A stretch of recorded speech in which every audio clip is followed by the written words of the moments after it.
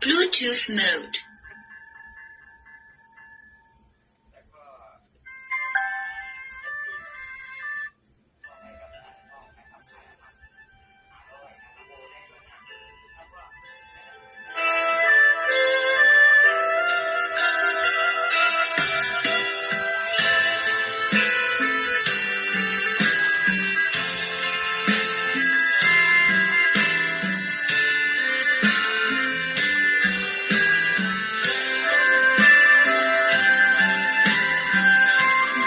เกิดเป็นคนนั้นยากจริงนะเพราะพุทธศาสนายิ่งแสนยากเย็นคนไทยโชคดีที่สุดแล้วมีแก้วสามดวงน้ำเด่นมีวัดซึ่งเป็นน้ำบุญยิ่งใหญ่พุทธประจำชาติไทยอยากหล่ออยากสวยเราต้องรักษาศีลอยากมีอันจะกินต้องมันทำบุญทำทานเอาไว้เข้าวัดสวดมนต์ฝึกฝนสติให้ว่องไวรีบทำตอนที่เราทำเองได้อย่ารอจนตายถึงเข้าวัดว่าเข้าวัดยังเป็นจะได้เห็นแต่น้ำใจเข้าวัดยังตาจะได้เห็นแต่น้ำตาก่อนจะสายเกินขอเชิญมาใช้ชีวิตให้คุ้มค่าเจริญทานศีลภาวนาสั่งสมบารมีไว้ทำบุญตอนที่ยังมีชีวิตย่อมดีกว่าร้องเขาอุทิศบุญให้อย่ามัวหลงเพลินเดินห่างวัดตัวอย่างชัดๆมีมากมายเข้าวัดตอนกายสายเกินแก้กรรม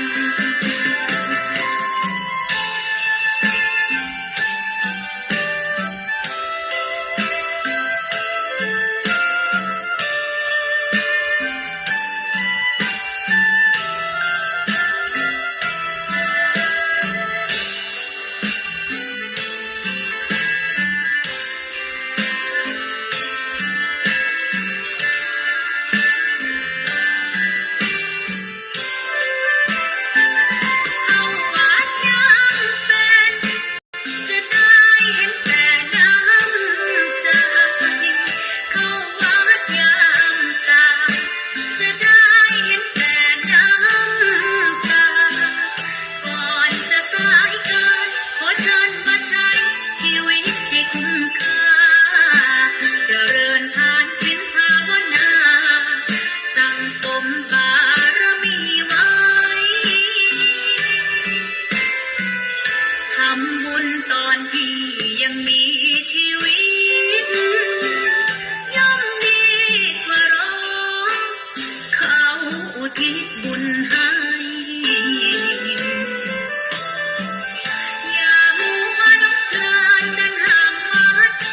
ตัวอย่างชัดๆมีมากมายเข้าวัดตอนกายสายเกินแก้กรรมเข้าวัดยามเป็นบุญหนุน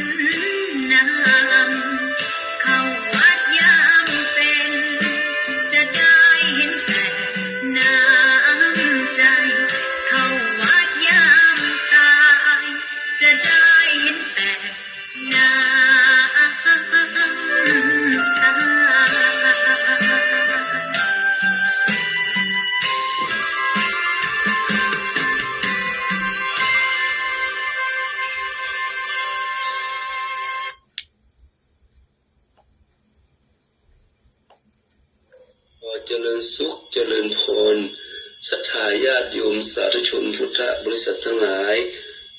ต่อไปนี้จะเป็นรายการสวดมนต์พระกรรมฐานของพระภิกษุสามเณรวัดพระบรมธาตุดอยสุเทพราชวรวิหารทางคลื่นสถานีวิทยุพุทธศาสนาและจริยธรรม FM 96.0 เมกะเฮิรตซ์อุปถัมภ์รายการโดยประธานมูลนิธิพระบรมธาตุเทพโดยพระเดชพระคุณท่านเจ้าคุณหลวงพ่อพระธรรมเสนาบดีหลวงพ่อรองเจ้าคณะภาคเกียรติเชียงใหม่ลำพูนแม่ฮ่องสอนเจ้าอาวาสวัดพระบรมธาตุดอยสุเทพขอเชิญศรัทธาสาธุชนทั้งหลายร่วมรับฟังและร่วมกันสวดมนต์พระกรรมฐานไปพร้อมๆกันณบัดนี้นะโม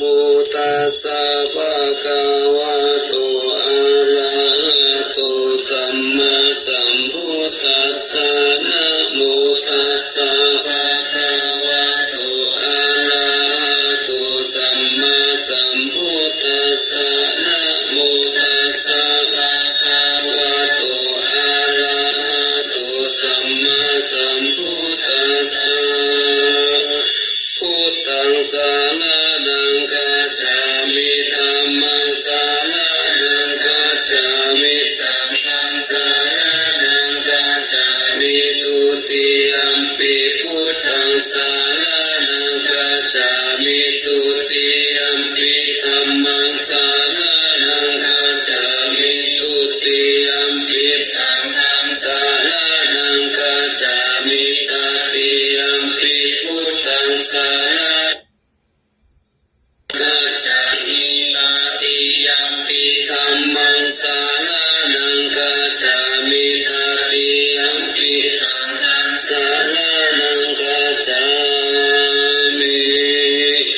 นะโมพุทธายะนะโมธัมมายะนะโมสังฆายะอัปปมาโนพุทโธอัปปมาโนธัมโมอัปปมาโนสังโฆพุทโธเมนะโตธัมโมเมนะโตสังโฆเมนะโตธัมมัฏฐานะเมนะทังธัมมัฏฐานะกายกาจานิโยเมนะโตอะหังคันเตพุทธานุสติกัมมัฏฐานังยะจามิพุทธานุสติกัมมัฏฐานังเตกามิปันเตปันเตปิติอุปาจาระสมาธิญญาจามิอิติปิโสภะคะวะอะระหังสัมมาสัมพุทโธวิชาจารณะสัมปันโนสุขโตโลกาวิทูมานุตตาโลปุริสธัมมัสสารติสัทธาเทวะอนุสานะพุทโธภะคะวะติสาวะตาโตภะคะวะตาธัมโมสันติติโกอาการิโกเอหิปัสสิโกโมปานายิโกปัจจตังเวทิตาโกวิญโยหิติสุปฏิปันโนภะคะวะโตสาวกสังโฆจุปฏิปันโนภะคะวะโตสาวกสังโฆยายะปฏิปันโนภะคะวะโตสาวกสังโฆสามิจิปฏิปันโนภะคะวะโตสาวกสังโฆยะติตังจัตตาริปุริสายุคานิอัตตาปุริสาภูคาลาเอสาภะคะวะโตสาวกสังโฆอาหุนายโยอาหุนายโยทักขินายโยอัญชลิกาลานิโยมนุตตารังบุญญาเกตังโลกัสสาติ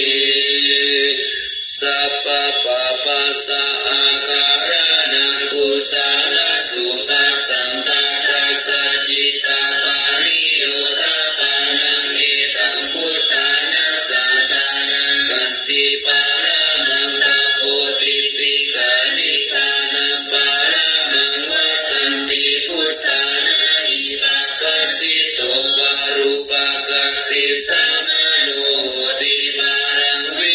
ทายันโตอานุภาวะโตอานุมาคาโตปาติมุขิจัสสังวโรมัสสัญยุสัจจะปัสสัสสะวิปัสสัสสะสายานานานัมมติเจเตตา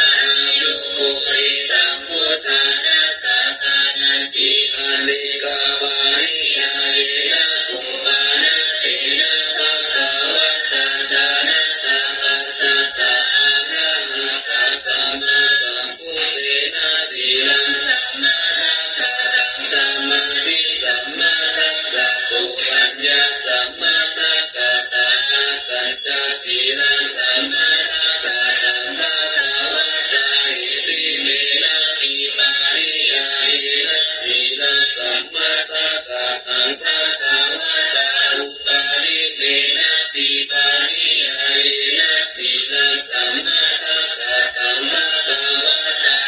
ตัจจะอิติเมนะปาริยาเยนะสีลังสัมมาทัฏฐะตังภะคะวะตาอิทาอริยสาวกโกปานะติปัตตาปาติวิระโตติอาทินนาทานาปาติวิระโตติกามิสุมิจจาจาราปาติวิระโตติมุสาวาทาปาติวิระโตติสุราเมรยมัจจปมาทัฏฐานาปาติวิระโตติเอวะโมเอติเมนะปาริยาเยนะสีลังสัมมาทัสสะสัมภะคะวะตาตะตัญจาอุปาริเมนะปาริยาเยนะสีลังสัมมาทัสสะสัมภะคะวะตาอิทาภิกขุสีลาวาโหติปาติโมกขัสสะมะระสัมพุทโตวิหารตินัจจาระปุจจาระสัมปันโนอนุมาเตสุวัชเชสุปายาทัสสะวิปปาทายาติทัตติสิกขา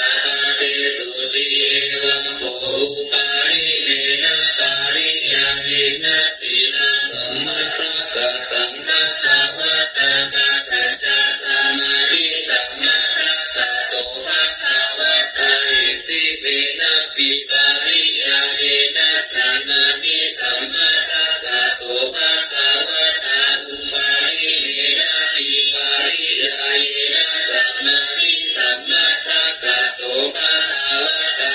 ตัจจะเอติเมนะปาริยาเยนะสัมมาทิสัมมาทัฏฐะโตภะคะวะตา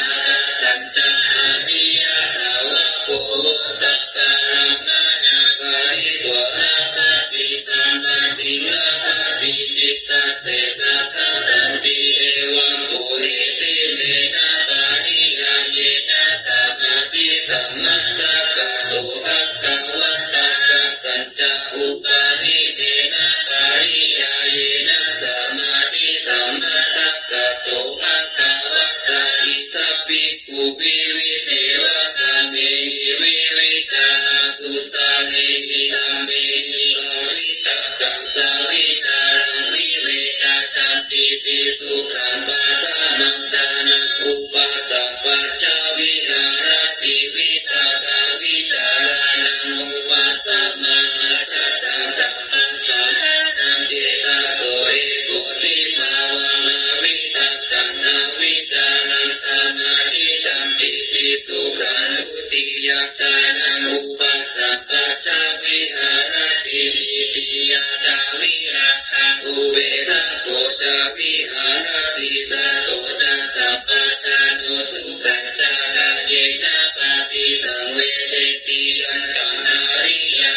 จิกันติอุเบกขาโกสติมาสุขาวิหาริติภัตติยัมจานังอุปสัมปัจจาวิหารติทุกขสัจจปะหานาทุกขสัจจปะหานาอุเปวะสุมานัสสะโทมานัสสะนังอัตตังธัมมาทุกขามาสุขังอุเบกขาสติปาริสุทธิจตุตังสานังอุปสัมปัจจาวิหารติติเอวังโภอุปาริเตนะปาริยาเยนะสัมมาทิสัมมาทัฏฐะโตภะคะวะตา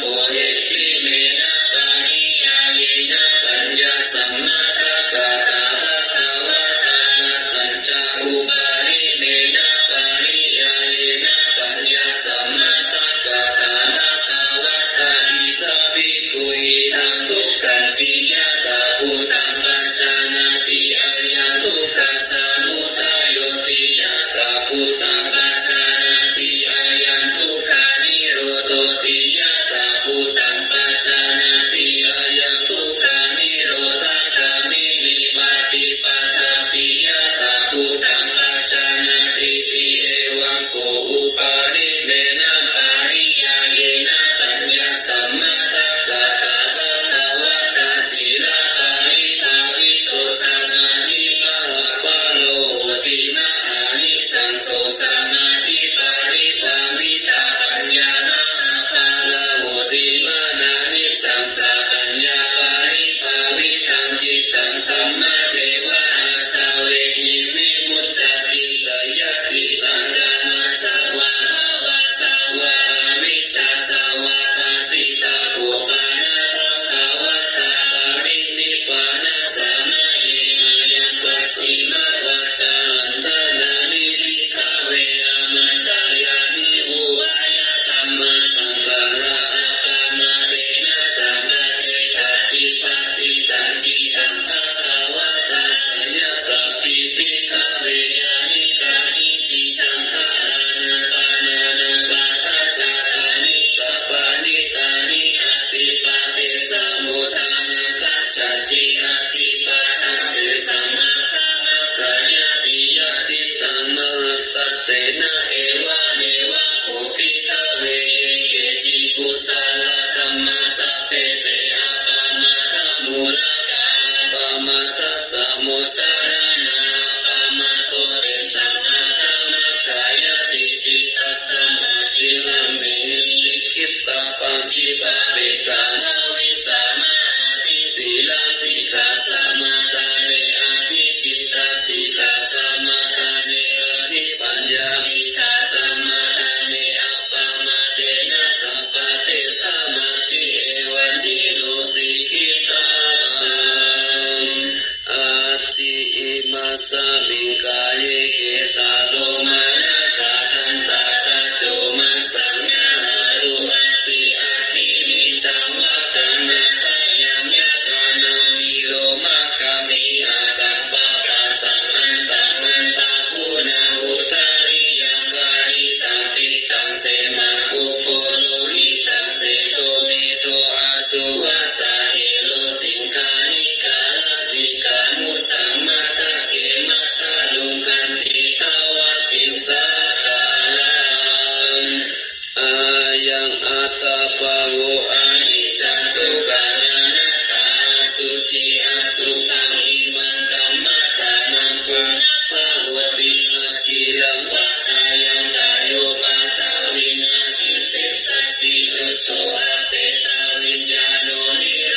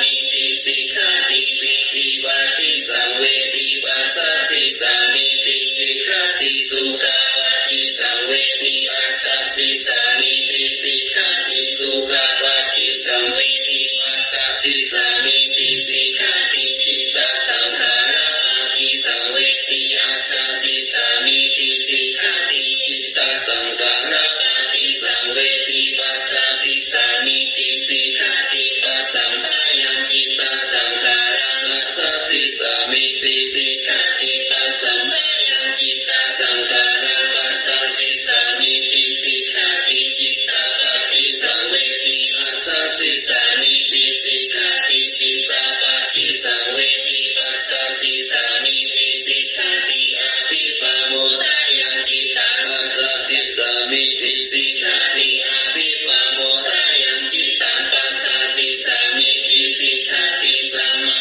ทาจิตตังปัสสะสิสามิติสิกขาติสัมมาทาจิตตังปัสสะสิสามิติสิกขาติวิโมทายังจิตตังปัสสะสิสามิติสิกขาติวิโมทายังจิตตังปัสสะสิสามิติสิกขาติอนิจจานุปัสสิปัสสะสิสามิติสิกขาติอนิจจานุปัสสิปัสสะสิสามิติสิกขาติวิราคานุปัสสิปัสสะสิสามิติสิกขาติวิราคานุปัสสิปัสสะสิสามิติสิกขาตินิโรธานุปัสสิปัสสะสิสามิติสิกขาตินิโรธานุปัสสิปัสสะสิสามิติสิกขาติปาตินิสสขานุปัสสิปัสสะสิสามิติสิกขาติปาตินิสสขานุปัสสิปัสสะสิสามิติสิกขาติอายังอุจจตานันตาอานาปานาสติ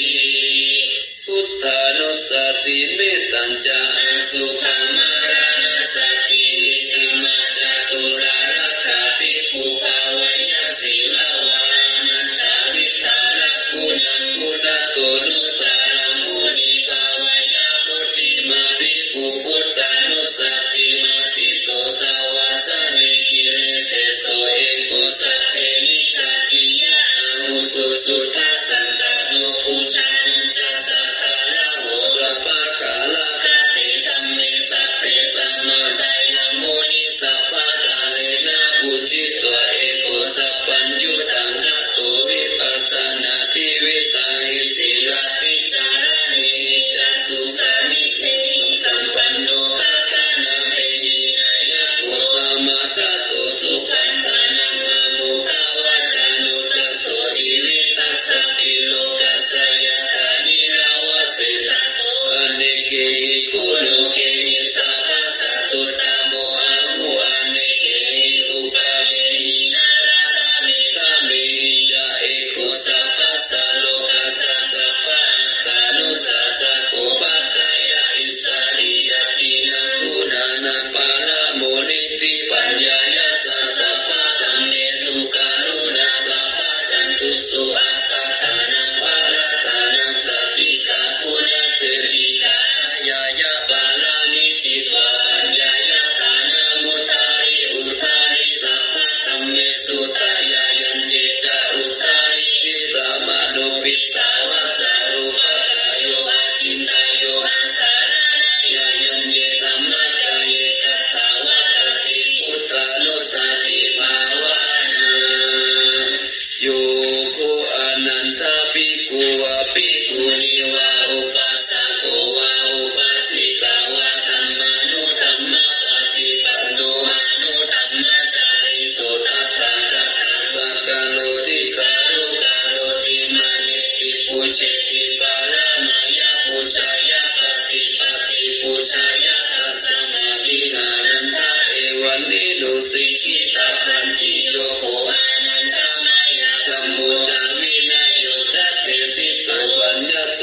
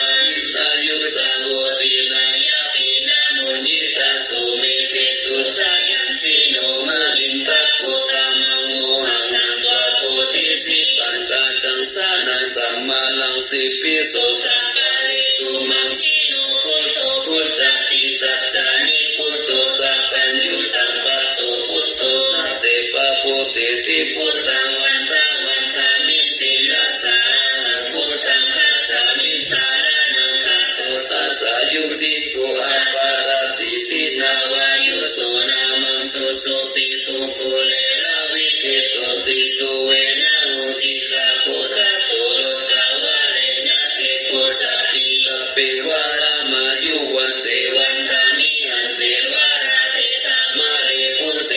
จาตาเกนิจิมามาดัตตะเกตะกะเวทาวายสัตตานาเชดามินามิกา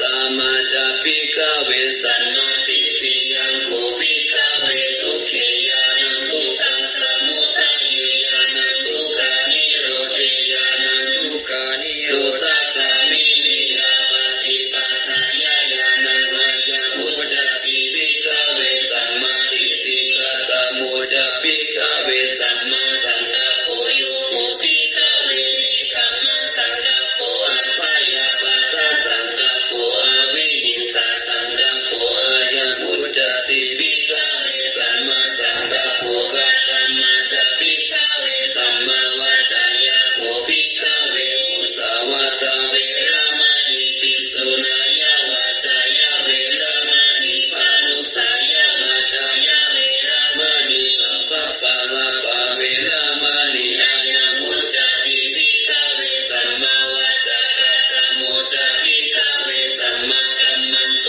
ยาโคปิกะเวปานาติปาตาเวระมณีอาทินนาทานาเวระมณีอาพรหมจาริยาเวระมณีอายังมุจจติปิกะเวสัมมากัมมันโตกัตตมุจจปิกะเวสัมมาอาชีโวอิทาปิกะเวอริยสาวกโคมิจฉาชีวังปะหายะสัมมาอาชีเวนะชีวิตังนาเปติอายังมุจจติปิกะเวสัมมาอาชีโวกัตตมุจจปิกะเวสัมมาวายาโมอิทาปิกะเวภิกขุอานุปันนานังปะปะกานังอากุศลานังธัมมานังอนุปัฏฐายะฉันทังชานิติวายามติวิริยังอานาปฏิจิตตังปะกันนาติปะทา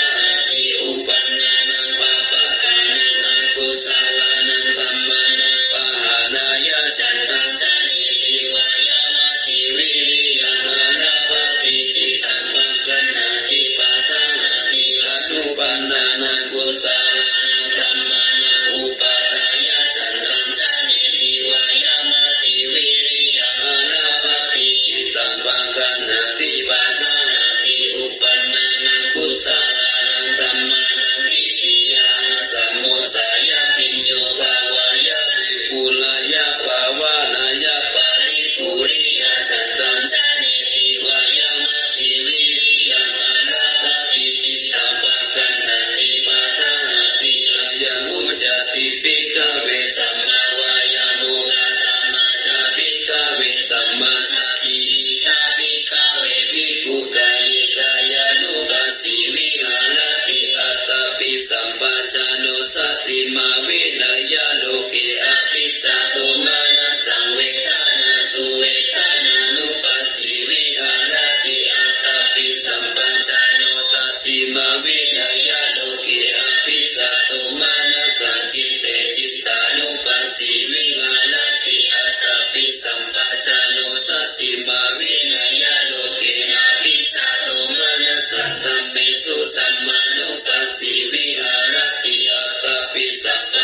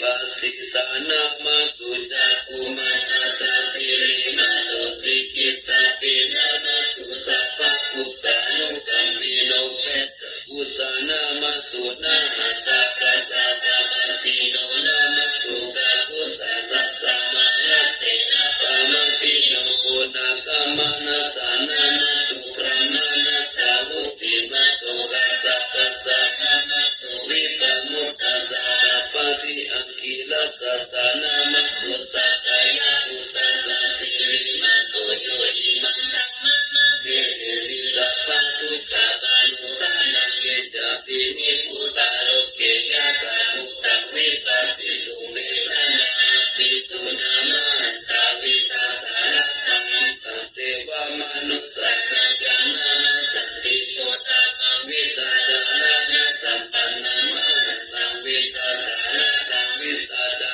รานะสัมปันนังพุทธังวัสสะมาพุทธังสีสุขิโนวะเขมิโนตุสัพเพสัตตาภวันตุสุขิตัสสะเยเกจิปานะปุราติตัสสะวะทาวะราวานาวะเสสะติกาวะเยมานันตาวานุสิมานัสสะกานุกาตุลาภิภาวะเยจานาคิตาเยจาตุเรวะสันติอาวิตุเรพุทธาวะสัมภเวสีวะสัพเพสัตตาภวันตุสุขิตัสสะนะคาโรปานามิกุเปตานาติมันจิสัจจันตัสสินังกินจิปายารุสัญญาปฏิสังสัญญานัญญามัญญาสาทุกขมิสยานาตายาตานิยาพุทธานายุสัยกะพุทธามานุรักเกวะปิสัพพะพุทธิสุมานะสัมภาวะเยอะปะริมานะเมตัจจัสสัพพะโลกัสสมิมานะสัมภาวะเยอะปะริมานะอุทธามาตุจัตติวิยัญจาสัมปะตะอาเวระหัสสะปะตะติสัจจานานิสิตโนวะสยาโนวายังวัตตัสสะวิคัตตามิโตเอตัสสะตินาทิตายะธรรมะเมตาวิหารังอิตามังคิติจานุปะคัมมะศีลาวาทัตตานินะสัมปันโนกามิสุวิทยาเกตัญญาอิจฉาตุกะปัตตายังปุนาเรติติกาลานิยาเมตัสสุตตาปุนาปะรังยะตาหุมิมัสสะลาสะนะนะตะเลกุมิสุปุริยะสันตาเบสะเรสุตังกัมกิยะตาทะตุกะกัจจกิจาจาคันตะกุลาลเสนะกัมปะกายันติติวารติมะติอุปานิสิติยานิวังกิเตสังตะตะตะมายะติปิปิปิตุเอนะอุปานินะยะติทุกขะปะโมจายามิจิตายิตวะตัมมะตัสสะจานะตัสสะวะสะยะตะตินะตัวปะโมเตสิยะตินันตังอภิกายะอนุสาริตัวสัตตังธัมมังปารามัสสังวิจินตายะอาจาสิตาจาติยังยังโลกิสุวัสสะสะตัญญตุสารามิอัตตานัญญตุวัตตุสามิวิญญุตังนาปิจานามิสันติจาริกะปัสสามิสิตาหิเตนะตัสสะวะเทนะกัสสุโนอภิวัตตุอภิกานายัปะสุนานิสิกาตัสสะนันตายะกะกัตตุกายานะเสมะเตสุกะปะโมจายะสหกัปปิสัจจาวะเรวะสุโนมาทิวันตายะทาลานิสัจจปุเรโสชาเนนะวิวัตติยะเอวะรูปัสสัจจกิริยะกัตวะวิริยะมุตตะมังวะสะเปสิมาหะเมฆังสัจจเตชะปะระติโสสัจเจนะเนสะโมนะติเอตาเมสัจจะปะระมิอุสังคุสาปิสังฆาตุธัมมานังวิจายุตถาวิริยัมปิติปัสสัทธิโพสังฆาจัตตาตาภาริสัมมาทุเปกะโพสังฆาเตเตสัพพะทัสสินามุนีนาสัมมาทาคาตาภาวิตาภามุริกาตาสัมมาตันติอาภิญญายานิพพานายาจาปุติยาเอตินะสัจจวะเจนะสุติเตโหตุสัพพะทาเอกสัมมิสัมมาเอนะโตโมคัลลานันจักขะสัพพังคิลาเนทุกิเต สังคิ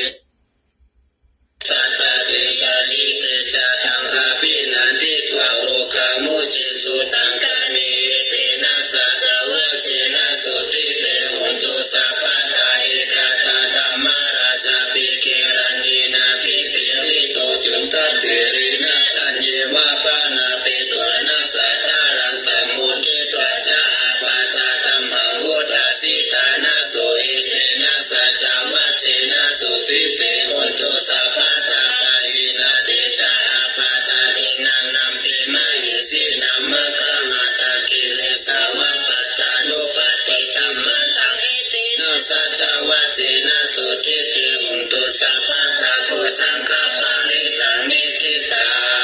งสัพพะโรกาวิมุตตุสัพพะทันตะภาวะจิตโตสัพพะเวรามะปิกันโตนิพุตโตนะหุภาวะสัพพิติโยวิวัตตุสัพพะโรโควินัสสตุมาเปตาวะวันตาลายโยสุขิติกายุโกภวะอภิวาทานาสิริสานิจักขุตตะปัจจายิโนจัตตารโอธัมมาวัฏฏันติอายุวันโนสุขังภาลังศรัทธาญาติโยมสาธุชนท่านผู้ฟังทั้งหลายต่อไปจะเป็นการแผ่เมตตาเนอสัพเพสัตตาสัตว์ทั้งหลายที่เป็นเพื่อนทุกข์เกิดแก่เจ็บตายด้วยกันทั้งหมดทั้งสิ้นอาเวราโหตุจงเป็นสุขเถิดอย่าได้มีเวรซึ่งกันและกันเลยอาปายาตาชาโหตุจงเป็นสุขเถิดอย่าได้มีความพยาบาทเบียดเบียนซึ่งกันและกันเลยอานิคาโหตุจงเป็นสุขเถิดอย่าได้มีความข้าแค้นใจเลยสุขีอัตตานังปาริหารันตุจงมีความสุขกายสุขใจรักษาตนไม่พ้นจากทุกข์ภัยทั้งหมดทั้งสิ้นเถิดมาวิคาฉันตุจงอย่าพลาดลาตาสัมปติโตจากสมบัติที่ตนได้แล้วเลยสัพเพสัตตาสัตว์ทั้งหลายที่เป็นเพื่อนทุกข์เกิดแก่เจ็บตายด้วยกันทั้งหมดทั้งสิ้นกรรมสัตตาเป็นผู้มีกรรมเป็นของตนกรรมทายาทาเป็นผู้มีกรรมเป็นทายาทกรรมโยนิเป็นผู้มีกรรมเป็นกำเนิดกรรมตันตุเป็นผู้มีกรรมเป็นเผ่าพันธุ์กรรมปฏิสารณาเป็นผู้มีกรรมเป็นที่พึ่งยังกรรมังกายสันติอยากกระทำกรรมใดไว้การลายานังวาอีกข้อทางการกระทำวาชั่วข้อทางตัสสะทายาทาภริสันติจะเป็นทายาทแห่งกรรมนั้นทุกขโตทุกขทานันติวานันติพุทธาพระพุทธเจ้าทั้งหลายย่อมตรัสว่าให้ทุกแก่ท่านทุกนั้นถึงตัวนานิเวเรนะเวรานิสามันติทาเวรทั้งหลายย่อมไม่ระงับด้วยการจองเวรอุทาจารในการไหน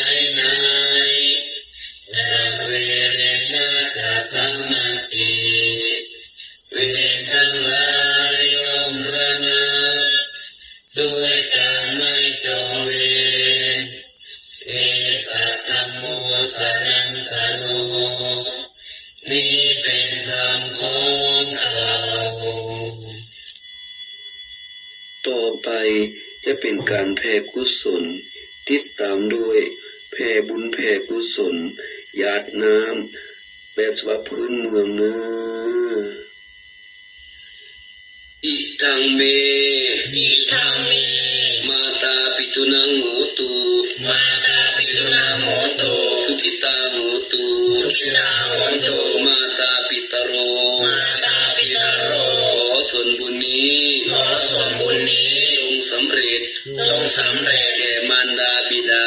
แก่มารดาบิดาของข้าพเจ้าของข้าพเจ้าให้มารดาบิดา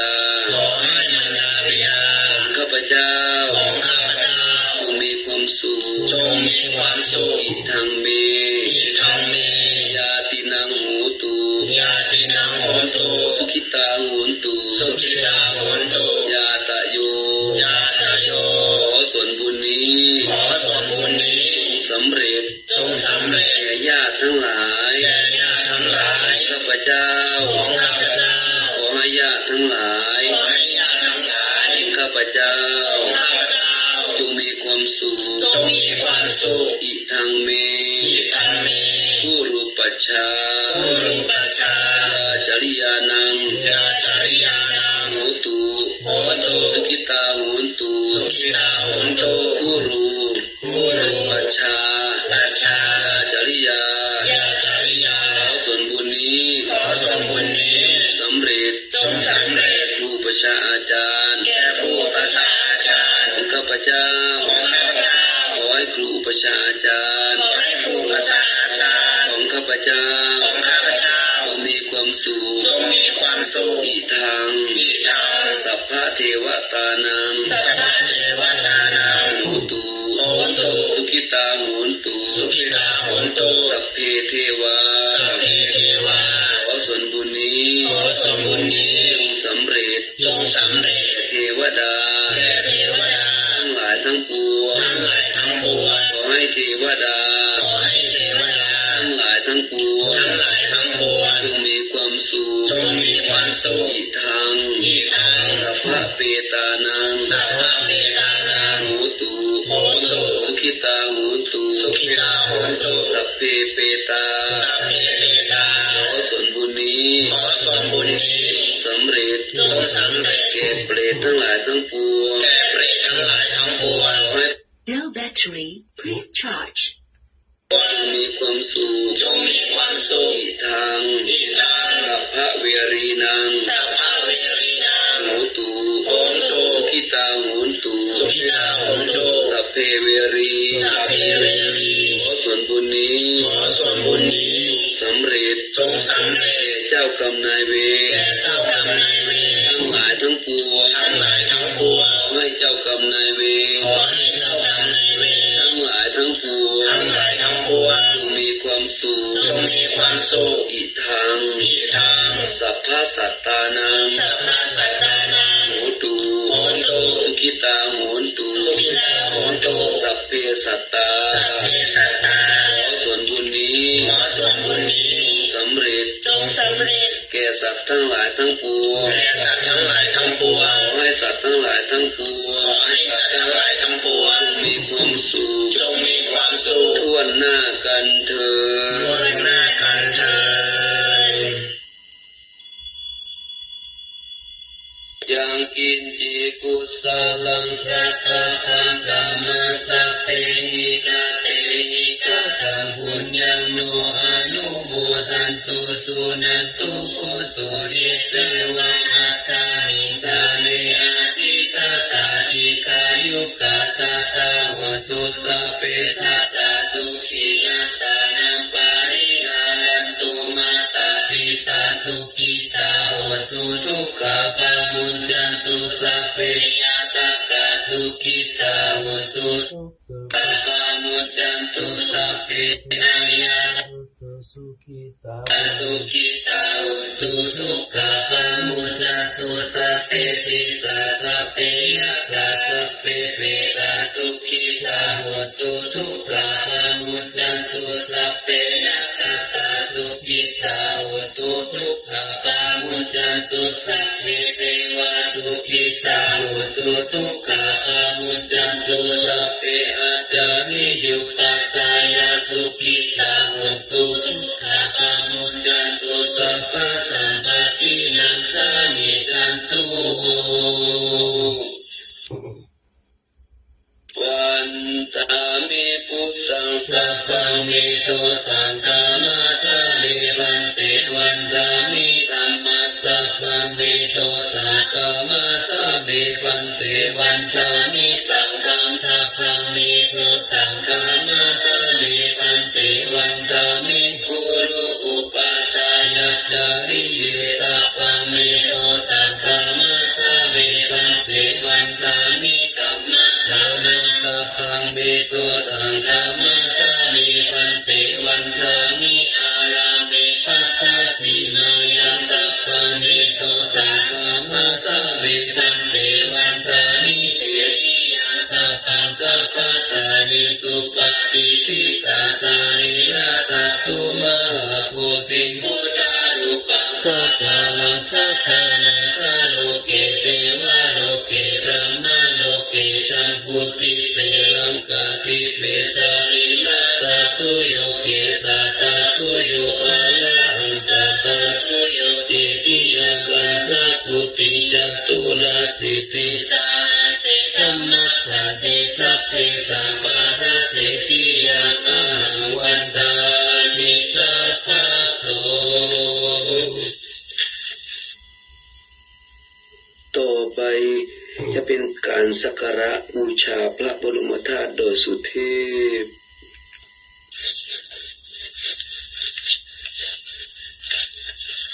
นะโมตัสสะภะคะวะโตอะระ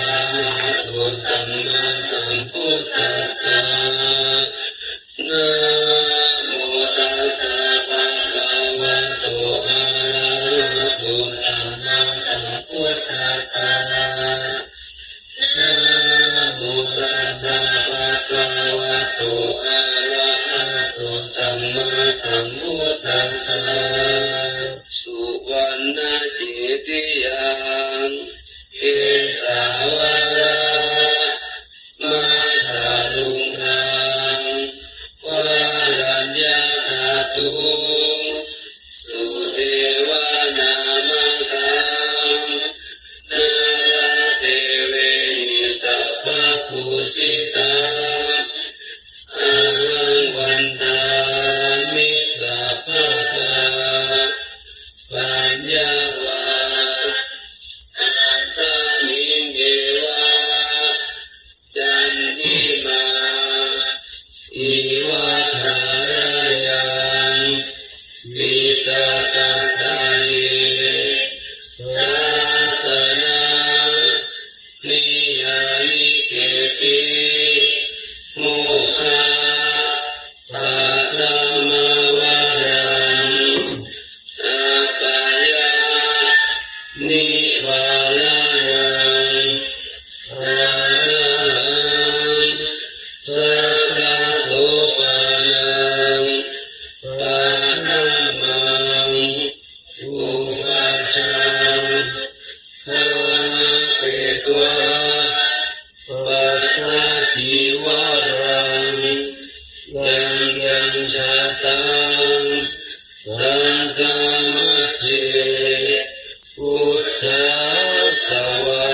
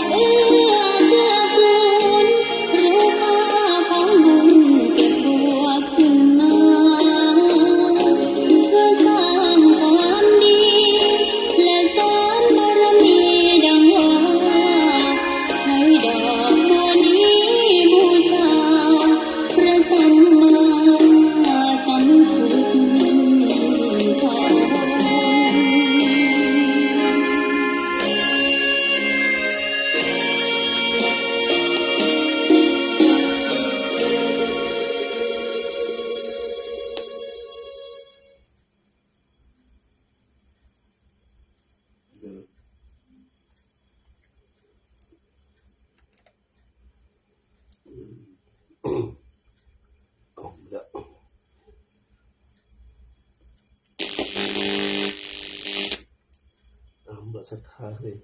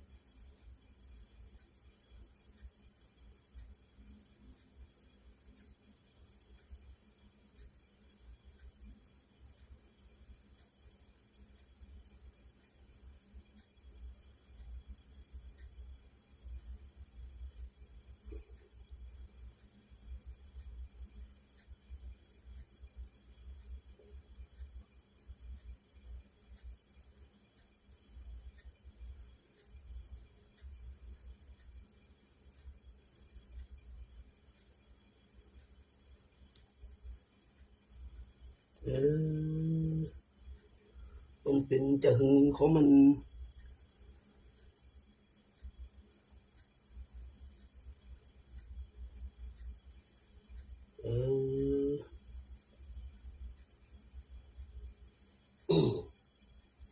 เดี๋ยวก็เลยสลายใจโยมรอสักครู่เดียวสักครู่มันไม่ตอบสนอง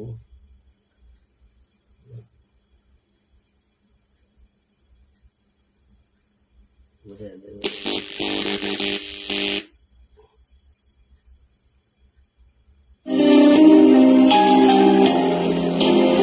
นะโม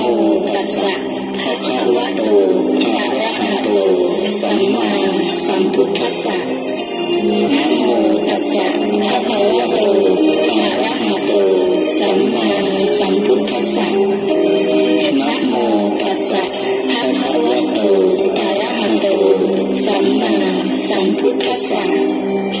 สุวรรณเจติยังเอสาวระมัทธวิหังวารัญญาภาตุงสุเทวนามะกังนาราเทเวหิสัพพะปูชิตังอาหังวันทามิสัพพะทาปัญญาวาอัสมิเนวะกันทิมาอีวัฏายังปิตาตตะเยสาสนะนิยานิเตติโมฆะปัตมะวรังอาปายะนิวารังอะระหังสัพพะโสวานังสัทธัมมังอุปัฏฐังข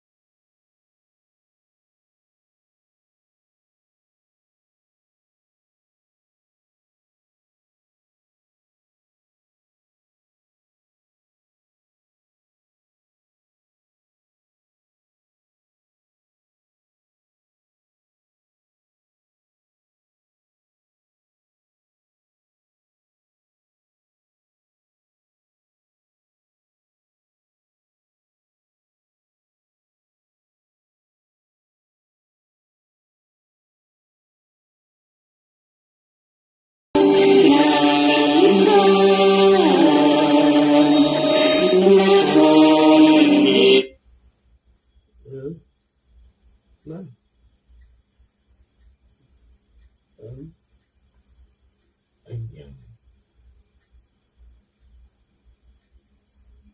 โอ้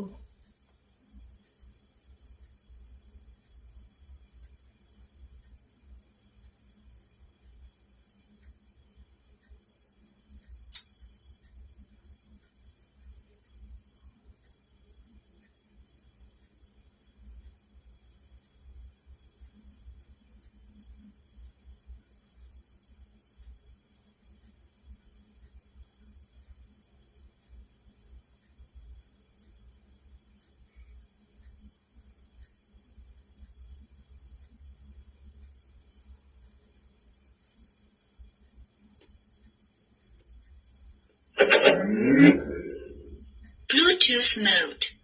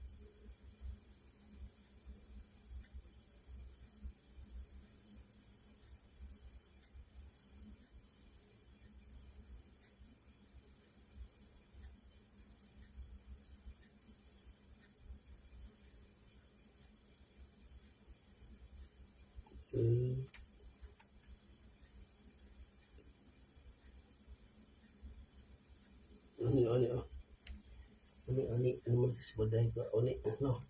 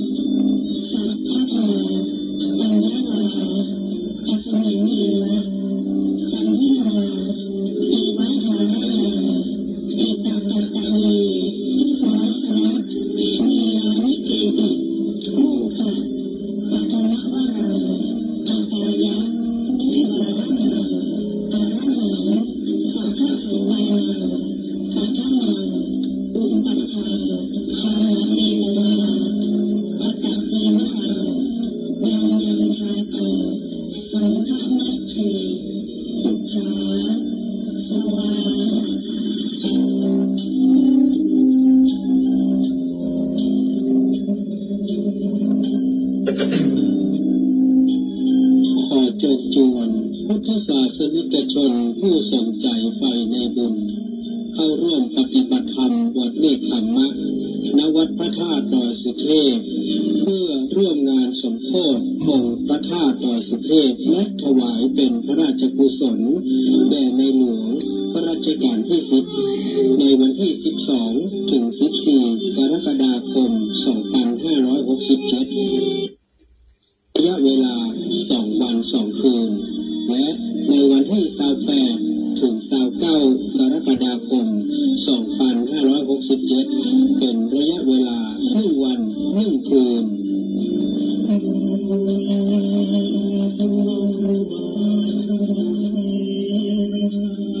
อย่าลืมเข้าร่วมปฏิบัติธรรมบวชเนกขมมะ ร่วมงานสมโภชองค์พระธาตุดอยสุเทพและถวายเป็นพระราชกุศลแด่ในหลวงรัชกาลที่ 10ในวันที่ 12 ถึง 14 กรกฎาคมเป็นระยะเวลา 2 วัน 2 คืนและวันที่ 28 ถึง 29 กรกฎาคม 2567 นี้โดยพร้อมเพรียงกันเด้อครับ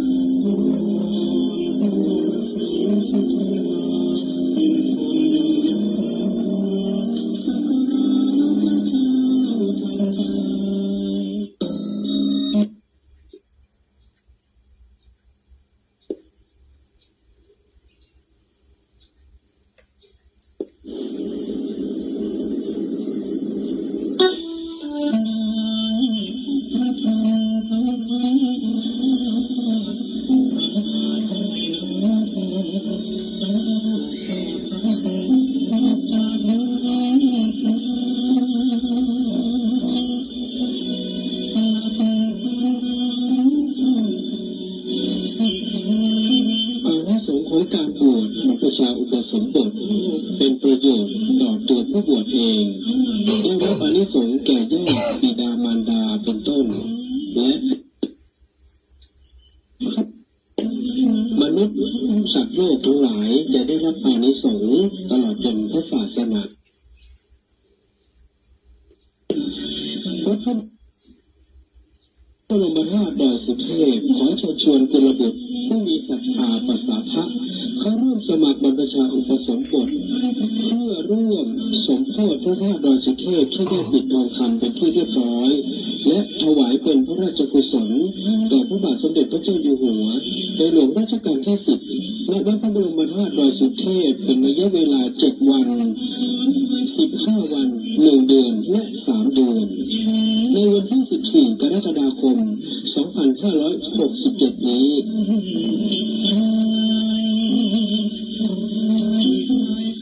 คุณบุตรท่านใดสนใจติดต่อสอบถามได้ที่พี่หนานวุฒิชาติคำปันเบอร์โทรศัพท์ 0866713446 หรือติดต่อได้ที่วัดพระบรมธาตุดอยสุเทพตั้งแต่บัดนี้เป็นต้นไป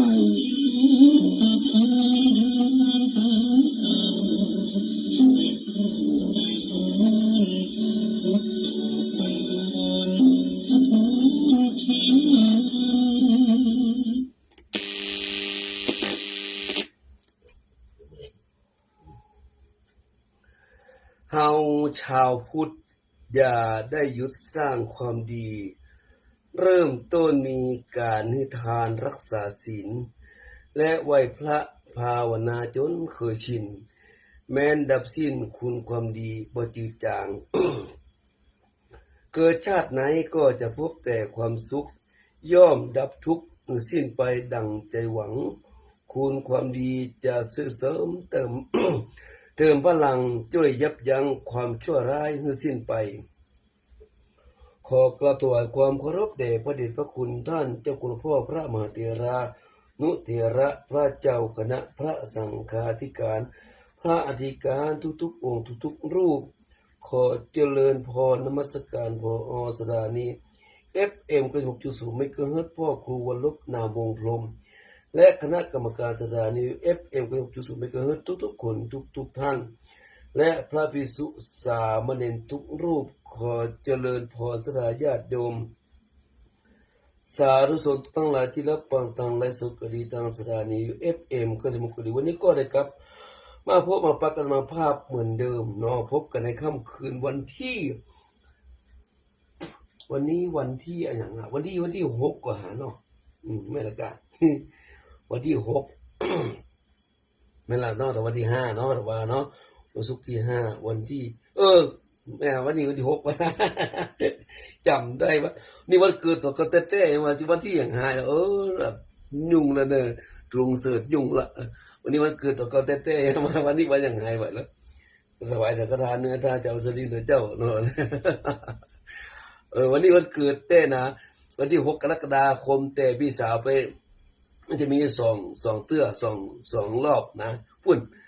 เดือนกันยารอบนึงวันที่6 กันยายนกันนะนั่นคือมันจะลงเฟซลงไลน์ตื่นหมดเพราะว่าไปเอาตามบัตรประจำตัวเนาะพ เพราะว่าพระครูเสอเกิดเดือนกรกฎาเดือนกันยากาแต่ความจริงเกิดเดือนเนี้ยเนี่ยครบ63วันนี้พอดีเกิด2504ตอนแรกว่า504แต่ว่านั่น503เนาะ เนาะวันนี้วันเสาร์แต่มันแต่แล้วมันตรงเนาะวันที่6วันที่6กรกฎาคมวันศุกร์พอดีวันนี้6กรกฎาคมเป็นวันเสาร์เคลื่อนไปก็ผ่านพ้นไป63เนาะสาระโอ้เวต่อเกละ63เนาะบอกสถาว่าบอก36มาคนกับเจือเนาะวันนี้วันเสาร์กำลังวัน10จบ ภาษาสัมพันธ์สักเล็กสักน้อยเนาะสดาญาติโยมก็ได้ฟังจากพี่นางวิชาไปพ่วงแล้วเฮาก็เสริมสักเล็กสักน้อยก็คือเนื่องในโอกาสวันสมโภชพระสวนจิดีพระบรมธาตุสุเทพเพื่อถวายเป็นพระราชกุศลครบ6รอบ72พรรษาของพระบาทสมเด็จพระปรเมนทรรามาธิบดีศรีสินธรมหาวชิราลงกรณ์พระวชิรเกล้าเจ้าอยู่หัวในหลวงรัชกาลที่10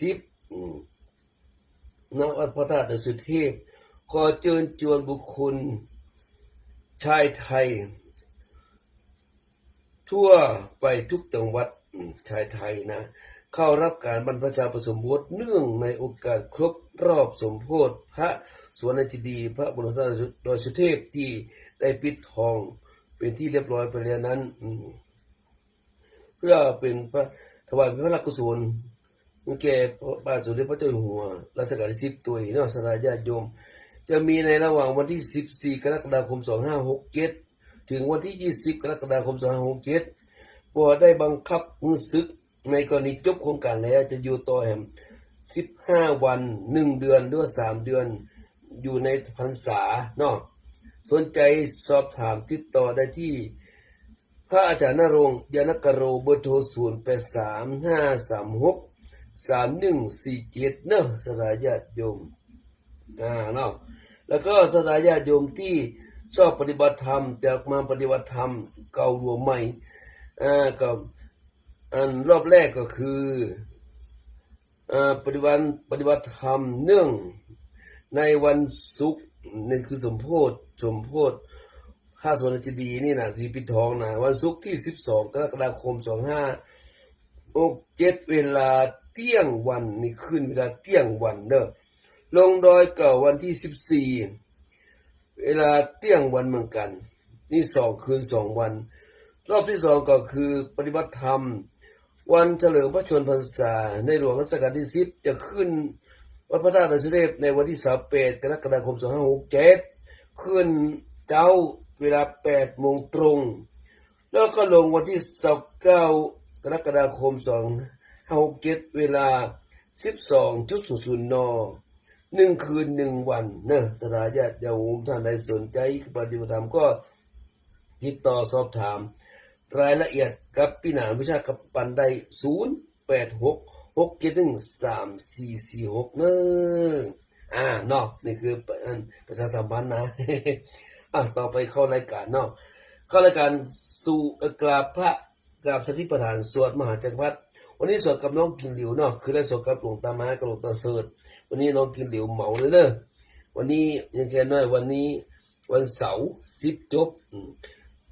กำลังวันก็10จบเนาะจบเลยบ่ต้องไปซ้อมต้องไปอย่างแต่คืนนี้คือได้ซ้อมไป9จบเนาะนั่นไม่จังคำเนาะกับพระกับพระอัญชลีวันทาอภิวาทอัญชลีวันทาอภิวาทอัญชลีวันทาอภิวาทอัญชลีวันทาอัญชลีต่อไปเป็นกราบสติปัฏฐานเอามือไว้หน้าขานั่งหนอน้อมจิตมาที่มือขวาพลิกหนอขึ้นหนอถูกหนอมือซ้าย พลิกหนอพลิกหนอพลิกหนอขึ้นหนอขึ้นหนอขึ้นหนอถูกหนอถูกหนอถูกหนอขึ้นหนอขึ้นหนอขึ้นหนอถูกหนอถูกหนอถูกหนอลงหนอลงหนอลงหนอถูกหนอถูกหนอถูกหนอก้มหนอก้มหนอก้มหนอมือขวาลงหนอลงหนอลงหนอถูกหนอถูกหนอถูกหนอคว่ำหนอคว่ำหนอคว่ำหนอมือซ้ายลงหนอลงหนอลงหนอถูกหนอถูกหนอถูกหนอคว่ำหนอคว่ำหนอคว่ำหนอก้มหนอก้มหนอก้มหนอถูกหนอถูกหนอถูกหนอเงยหนอเงยหนอเงยหนอมือขวาพลิกหนอพลิกหนอพลิกหนอขึ้นหนอขึ้นหนอขึ้นหนอถูกหนอถูกหนอถูกหนอมือซ้ายพลิกหนอพลิกหนอพลิกหนอขึ้นหนอขึ้นหนอขึ้นหนอถูกหนอถูกหนอถูกหนอขึ้นหนอขึ้นหนอขึ้นหนอถูกหนอถูกหนอถูกหนอลงหนอลงหนอลงหนอถูกหนอถูกหนอถูกหนอต่อไปเก็บมือเนาะเก็บมือขวาลงนะขาลงหนอลงหนอลงหนอถูกหนอถูกหนอถูกหนอคว่ำหนอคว่ำหนอคว่ำหนอมือซ้ายลงหนอลงหนอลงหนอถูกหนอถูกหนอถูกหนอคว่ำหนอคว่ำหนอคว่ำหนอนั่งหนอนั่งหนอนั่งหนอแล้วการกราบจากพิธีปัญหาก็จบลงไปต่อไปเชิญจนสลายญาติโยมสาธุชนทั้งหลายร่วมกันสวดมหาจักรพรรดิกับน้องกิ่งลิ้วเด็กหญิงเกษียณราโชคมหามงคลเนอ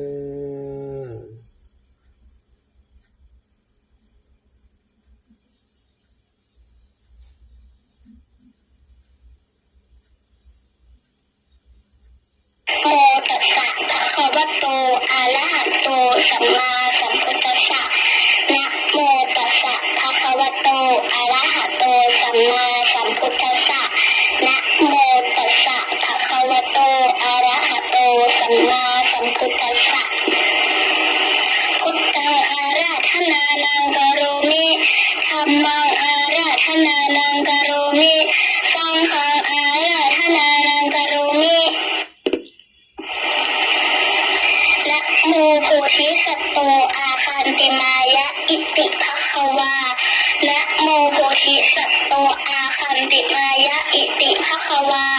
นะโมโพธิสัตโตอาคันติมายะอิติภควานะโมโพธิสัตโตพรหมปัญโย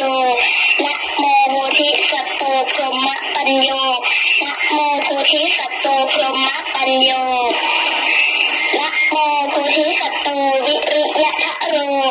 นะโมโพธิสัตโตวิริยะทะโรนะโมโพธิสัตโตวิริยะทะโรโยโทโสโมหะจิตเตนะพุทธสมิงตาปะกะโตนะยาคมัทเนกตัง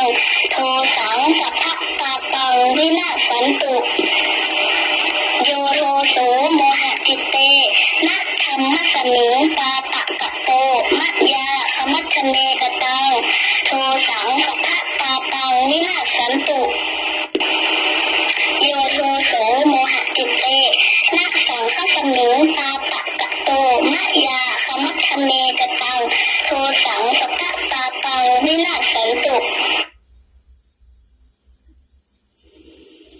นะโมตัสสะภะคะวะโตอะระหะโตสัมมาสัมพุทธัสสะนะโมตัสสะภะคะ วะโตอะระหะโตสัมมาสัมพุทธัสสะนะโมตัสสะภะคะวะโตอะระหะโตสัมมาสัมพุทธัสสะนะโมพุทธายะพระพุทธไตรรัตนญาณมะนีนพรัตน์ศีสะหัสสะสุธรรมาพุทโธธัมโมสังโฆยะถาพุทโมนะพุทธบูชาธัมมบูชาสังฆบูชาอะคีทานังวะรังคันทังสีวลีจะมหาเถรังอาหังวันทามิทุระโตอะหังวันทามิทาตุโยอะหังวันทามิสัพพโสพุทธธัมมสังฆบูเชมินะโมพุทธายะพระพุทธไตรรัตนญาณมะนีนพรัตน์ศีสะหัสสะสุธรรมาพุทโธธัมโมสังโฆยะถาพุทโมนะพุทธบูชาธัมมบูชาสังฆบูชาอะคีทานังวะรังคันทังสีวลีจะมหาเถรังอาหังวันทามิทุระโตอะหังวันทามิทาตุโยอะหังวันทามิสัพพโสพุทธธัมมสังฆปูเชมินะโมพุทธายะพระพุทธไตรรัตนญาณมานีนพรัตน์ศีสะหัสสะสุธรรมาพุทโธธัมโมสังโฆยะถาพุทโมนะพุทธบูชาธัมมบูชาสังฆบูชาอะคีทานังวะรังคันทังสีวลีจะมหาเถรังอาหังวันทามิทุระโตอะหังวันทามิทาตุโยอะหังวันทามิสัพพโสพุทธธัมมสังฆปูเชมินะโมพุทธายะพระพุทธไตรรัตนญาณมะนีนพรัตน์ศีสะหัสสะสุธรรมาพุทโธธัมโมสังโฆยะถาพุทโมนะพุทธบูชาธัมมบูชาสังฆบูชาอะคีทานังวะรังคันทังสีวลีจะมหาเถรังอะหังวันทามิทุระโตอะหังวันทามิทาตุโยอะหังวันทามิสาวโสพุทธธัมมสังฆปูเชมินะโมพุทธายะพระพุทธไตรรัตนญาณมะนีนพรัตน์ศีสะหัสสะสุธรรมาพุทโธธัมโมสังโฆยะถาพุทโมนะพุทธบูชาธัมมบูชาสังฆบูชาอะคีทานังวะรังคันทังสีวลีจะมหาเถรังอะหังวันทามิทุระโตอะหังวันทามิทาตุโยอะหังวันทามิสัพพโสพุทธธัมมสังฆปูเชมินะโมพุทธายะพระพุทธไตรรัตนญาณมะนีนพรัตน์ศีสะหัสสะสุธรรมาพุทโธธัมโมสังโฆยะถาพุทโมนะพุทธบูชาธัมมบูชาสังฆบูชาอะคีทานังวะรังคันทังสีวลีจะมหาเถรังอะหังวันทามิทุระโตอะหังวันทามิทาตุโยอะหังวันทามิสัพพโส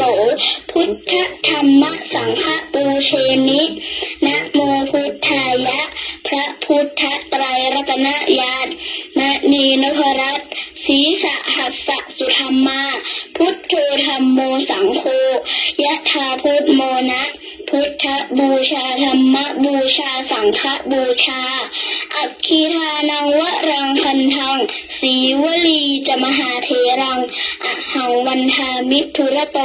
อะหังวันทามิทาตุโยอะหังวันทามิสาวโสพุทธธัมมสังฆปูเชมินะโมพุทธายะพระพุทธไตรรัตนญาณมะนีนพรัตน์ศีสะหัสสะสุธรรมาพุทโธธัมโมสังโฆยะถาพุทโมนะพุทธบูชาธัมมบูชาสังฆบูชาอะคีทานังวะรังคันทังสีวลีจะมหาเถรังอาหังวันทามิทุระโตอะหังวันทามิทาตุโยอะหังวันทามิสัพพโสพุ พุทธธัมมะสังฆปูเชมินะโมพุทธายะพระพุทธไตรรัตนญาณมานีนุภรัตน์ศรีสหัสสะสุธรรมาพุทโธธัมโมสังโฆยะถาพุทโมนะพุทธบูชาธรรมบูชาสังฆบูชาอาคีทานังวรังคันทังสีวลีจะมหาเทรังอาหังวันทามิทุระโตอะหังวันทามิทัตุโยอะหังวันทามิสัพพโสพุทธธัมมะสังฆปูเชมินะโมพุทธายะพระพุทธไตรรัตนญาณมานีนพรัตน์ศรีสหัสสะสุธรรมาพุทโธธัมโมสังโฆยะถาพุทโมนะพุทธบูชาธรรมบูชาสังฆบูชาอัคคีทานังวรังคันทังสีวลีสมหาเทรังอะหังวันทามิทุระโตอะหังวันทามิทัตุโยอะหังวันทามิสาวโสพุทธธัมมะสังฆปูเชมินะ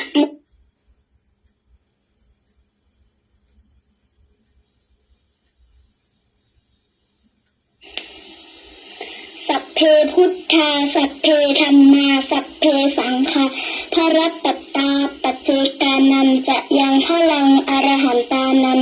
จะเตเชนารักขังพันธามิสัพพโสสัพเพพุทธาสัพเพธัมมาสัพเพสังฆาพระรัตตตาปัจเจกานันจะยังพลังอรหันตานันจะเตเชนารักขังพันธามิสัพพโสสัพเพพุทธาสัพเพธัมมาสัพเพสังฆาพระรัตตาปัจเจกานันจะยังพลังอรหันตานันจะเตเชนารักขังพันธามิสัพพโสสัพเพพุทธาสัพเพธัมมาสัพเพสังฆาพระรัตตาปัจเจกานันจะยังพลังอรหันตานันจะเตเชนารักขังพันธามิสัพพโสสัพเพพุทธาสัพเพธัมมาสัพเพสังฆาพระรัตตาปัจเจกานันจะยังพลังอรหันตานันจะเตเชนารักขังพันธามิสัพพโสพุทธังอธิฐามิธัมมังอธิฐามิสังฆังอธิฐามิสถาญาติโยมอธิษฐานได้เลยเนอะเพราะว่าวันนี้น้องกินสวดครบกำลังวันพอดี10 จบเนาะอธิษฐานเลยเนอะก็เดี๋ยวจะได้สวดกระถางล้านคาถาพัดอุปสรรคกระถางเสกกระถางเสริมทรัพย์กระถางเร่งรับได้เลยคืนกับน้องดิวต่อเนาะ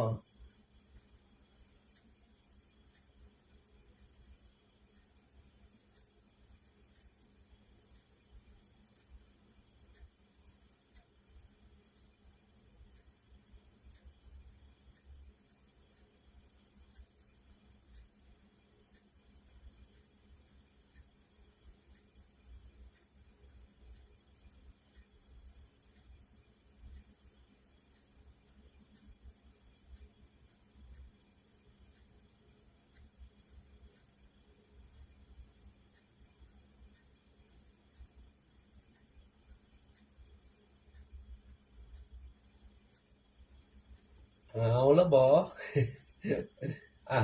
อธิษฐานเรียบร้อยแล้วเนาะ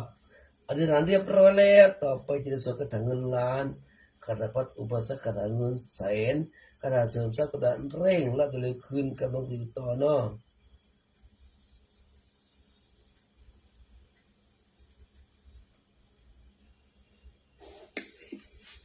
นะโมตัสสะภะคะวะโตอะระหะโตสัมมาสัมพุทธัสสะนะโมตัสสะภะคะวะโตอะระหะโตสัมมาสัมพุทธัสสะนะโมตัสสะภะคะวะโตอะระหะโตสัมมาสัมพุทธัสสะ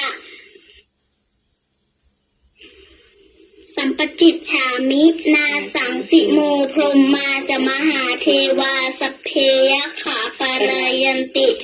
พรหมาจะมหาเทวาลาภาภวันตุเมมหาปุญโยมหาลาโภภวันตุเมนิเตภาหุหติพุทธมะอะอุนะโมพุทธายะวิระทะโยวิระโหนายังวิ ระทาสาวิระอิทิโยพุทธัสสะมณีมามะพุทธัสสะสวาหุมสัพปจิจฉามิพิงพิงพาพาหาหารือสัมปจิตฉามินาสังสิโมพรหมมาจะมหาเทวาสัพเพยะขาปารายันติพรหมมาจะมหาเทวาอภิลาภาภวันตุเมมหาปุญโยมหาลาโภภวันตุเมมิเตภาหุหาติพุทธมะอะอุนะโมพุทธายะวิรัตโยวิระโคนายังวิระหิงสาวิระทาสีวิระทาสาวิระอิทิโยพุทธัสสะมานีมามะพุทธัสสะสวาหมสัปปติจฉามิถึงพาพาหาหารือสัมปจิตฉามินาสังสิโมพรหมมาจะมหาเทวาสัพเพยะขาปารายันติพรหมมาจะมหาเทวาลาภาภวันตุเมมหาปุญโยมหาลาโภภวันตุเมนิเตภาหุหติพุทธมะอะอุนะโมพุทธายะวิระทะโยวิระโคนายังวิระหิงสาวิระทาสีวิระทาสาวิระอิทิโยพุทธัสสะมณีมามะพุทธัสสะสวาหุมสัพปจิจฉามิพิงพาพาหาหารือสัมปจิตฉามินาสังสิโมพรหมมาจะมหาเทวาสัพเพยะขาปารายันติพรหมมาจะมหาเทวาอภิลาภาภวันตุเมมหาปุญโยมหาลาโภภวันตุเมนิเตภาหุหาติพุทธมะอะอุนะโมพุทธายะวิรัตโยวิระโคนายังวิระหิงสาวิระทาสีวิระทาสาวิระอิทิโยพุทธัสสะมานีมามะพุทธัสสะสวาหมสัพปติจฉามิถึงพาพาหาหารือสัมปจิตฉามินาสังสิโมพรหมมาจะมหาเทวาสัพเพยะขาปารายันติพรหมมาจะมหาเทวาลาภาภวันตุเมมหาปุญโยมหาลาโภภวันตุเมนิเตภาหุหติพุทธมะอะอุนะโมพุทธายะวิระทะโยวิระโคนายังวิระหิงสาวิระทาสีวิระทาสาวิระอิทิโยพุทธัสสะมณีมามะพุทธัสสะสวาหุมสัพปจิจฉามิพิงพาพาหาหารือสัมปจิตฉามินาสังสิโมพรหมมาจะมหาเทวาสัพเพยะขาปารายันติพรหมมาจะมหาเทวาอภิลาภาภวันตุเม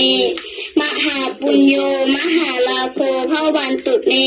มิเตภาหุหาติพุทธมะอะอุนะโมพุทธายะวิรัตโยวิระโคนายังวิระหิงสาวิระทาสีวิระทาสาวิระอิทิโย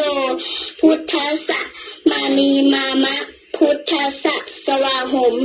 สัพปติจฉามิถึงพาพาหาหารือสัมปจิตฉามินาสังสิโมพรหมมาจะมหาเทวาสัพเพยะขาปารายันติพรหมมาจะมหาเทวาลาภาภวันตุเมมหาปุญโยมหาลาโภภวันตุเมนิเตภาหุหติพุทธมะอะอุนะโมพุทธายะวิระทะโยวิระโคนายังวิระหิงสาวิระทาสีวิระทาสาวิระอิทิโยพุทธัสสะมณีมามะพุทธัสสะสวาหุมสัพปจิจฉามิพิงพาพาหาหารือเอาละเนาะสบายใจโยมก็เลยจุดต่อไปสดพุทธคุณธรรมคุณสักพูดกับเนาะคือเดี๋ยวต่อเลยเนาะจะได้วุยดิเดี๋ยวจะได้สวดรัตนสูตรก็ได้ฟังร้อยทางเราทำเยอะๆหน่อยเนาะ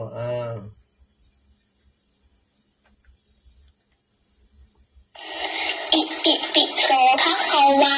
อะ ระหังสัมมาสัมพุทโธวิชาจารณะสัมปันโนสุขโตโลกาวิโทอนุตตโรปุริสธรรมสารถิสัทธาเทวมนุสานังพุทโธภควติสวาคาโตภควตาธัมโมสันทิฏฐิโกอากาลิโกเอหิปัสสิโกโอปนายิโกปัจจัตตังเวทิตโพวินโยเหติสุปฏิปันโนภควโตสาวกสังโฆอุชุปฏิปันโนภควโตสาวกสังโฆ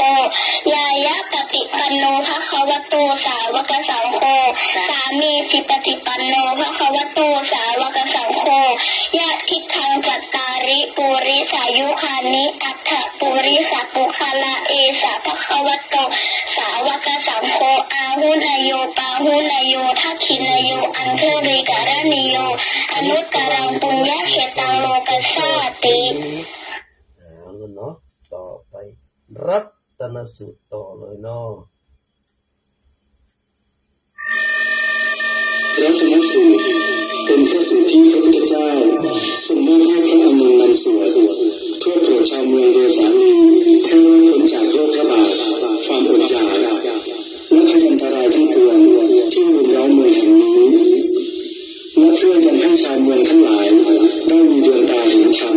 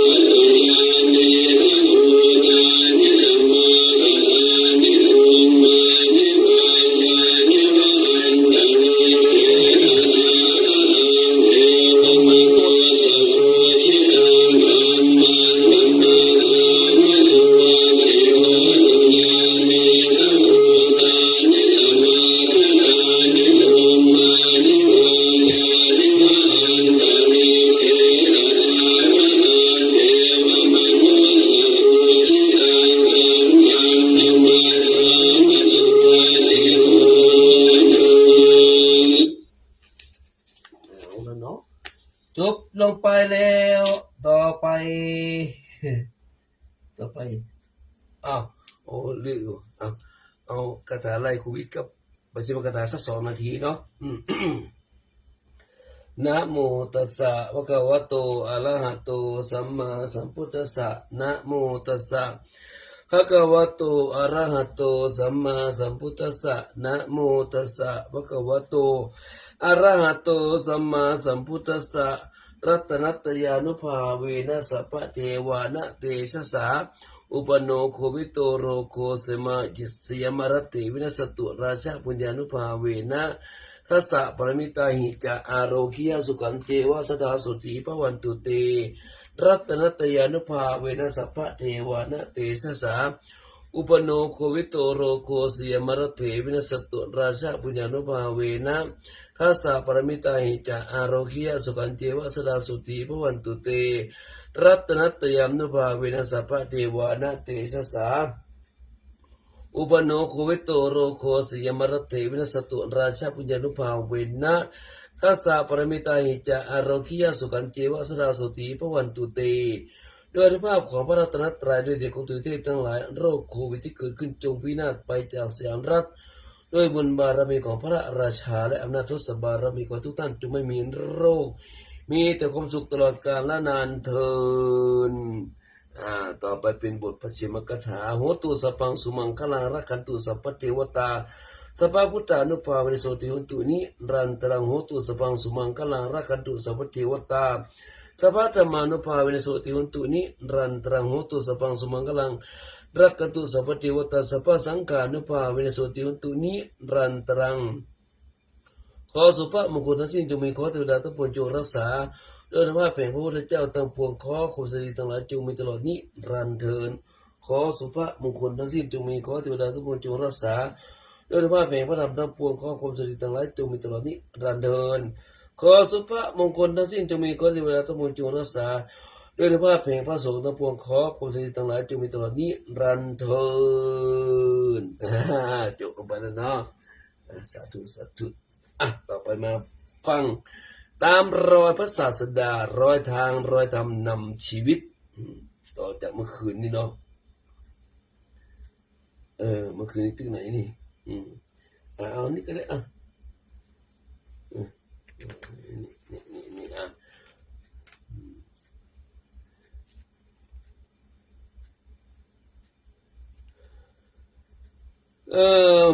คือแล้วไอ้มาโอ้น่าจะกาแฟได้ฟังก็ได้คือแล้วพุทธเจ้าเขาไปห้องประสาทเขาไปประสาทขั้นตัดบอกอัครสาวกทั้งสองแล้วก็เสด็จพุทธลีลาเข้าไปในห้องแห่งประสาทนั้นขึ้นสถิตบนรัตนบัลลังก์อันงามวิจิตรฝ่ายนางสนมทั้งหลายขั้นได้หันพระพุทธเจ้าเสด็จมาประทับอยู่บนปราสาทก็ฟังหลวงรีบคนไทยวันรีบคนมือว่าฟังไปทูลความเดชพระนางพิมพาว่าเจ้าแม่บัดนี้นะพระสิทธัตถะมาเอว พระสิทธัตถะสวามีของพระนางเจ้าได้เสด็จมาประทับในห้องปราสาทแล้วเด้อประกาศเมื่อพระนางพิมพาเทวีทรงสดับก็ลุกจากที่ประทับ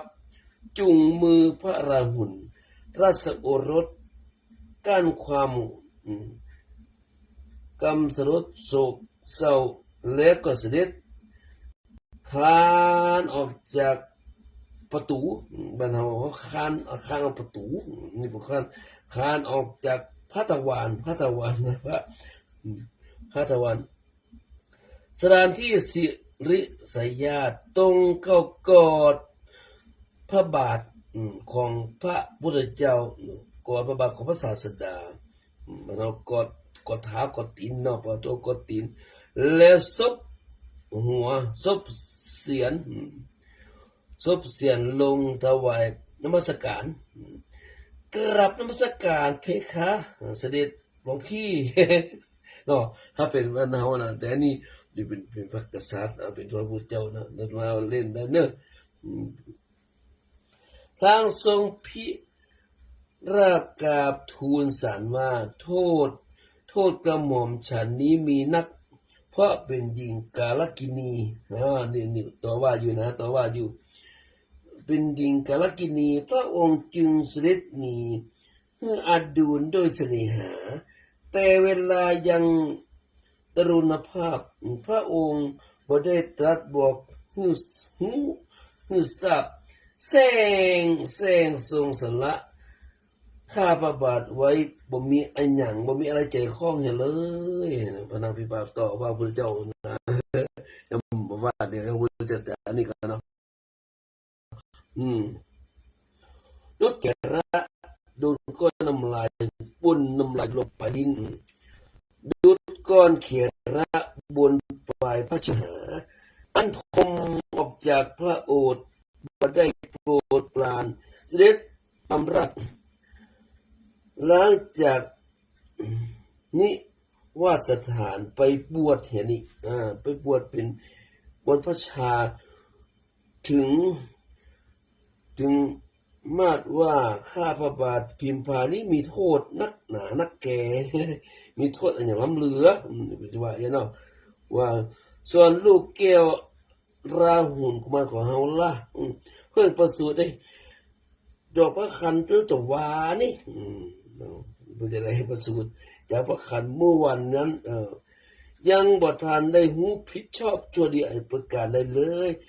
นั้นมีโทษสิ่งใดโดยเล่าพระผ่านกล่าวจึงแกล้งทอดทิ้งไว้หื้อหางมันเป็นแม่หางพระปิตุรงค์ประการหนึ่งข้าพระบาทของพระองค์นี้โหราจารย์ยานเมธีได้ทำนายไว้แต่ยังเยาว์วัยว่ายโสธราพิมพาราชกุมารีมีบุญญาธิการใหญ่ยิ่งควันเป็นมิ่งมเหสีอดุลกษัตริย์จักรพรรดิราชคำทำนายนั้นก็เคลื่อนคลาดเพี้ยนไปเหียพิมพากับวิปริตเป็นหญิงไม้ใจห้างสิ้นราคาเมื่อพระนางพิมพาเทวีปริเวทนามาชนี้แล้วก็กลิ้งเกลือกพระอุด